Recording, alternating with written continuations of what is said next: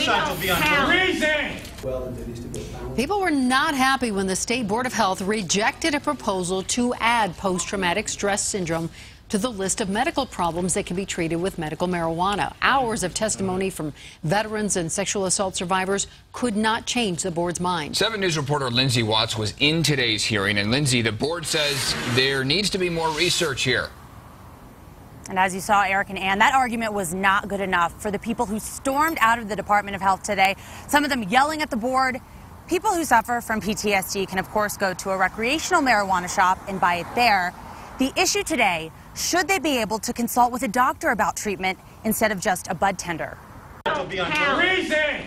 The blood is on your hands. Anger and disappointment from PTSD sufferers who spent hours sharing heart-wrenching stories. My friend, who is a civilian, came into my garage, caught me standing on a stool. They spoke about how marijuana has helped them cope and, more importantly, live. I hardly ever have anxiety, and I never have the urge to try to take my life. 3 men I personally served with in the 1st 506 Infantry Battalion from 2007 to 2011 have died in the last 6 months alone from the scourge of PTSD and suicide. In this standing room only crowd, opponents were the minority. The American Psychiatric Society is unequivocally opposed to adding PTSD as a qualifying condition. Ultimately, their arguments won over the Board of Health.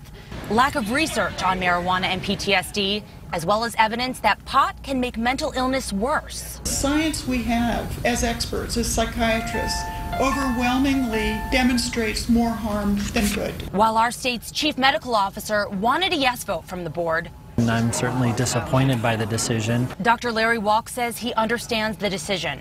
It comes down to, on one side of the issue, whether or not the evidence is there to support this, technically speaking, and I don't think the evidence is there, and I believe that that's the way the board voted. On the other side, I think there are a lot of practical reasons why it should have been considered. There was delayed planting, hail, washed out crops. Now there's not enough produce coming in. And Dr. Walk acknowledged that this issue is not going away, and we could very well be right back here again this time next year, unless perhaps the issue is resolved at the legislature during the next session. We are live in Denver. Lindsay Watts, 7 News.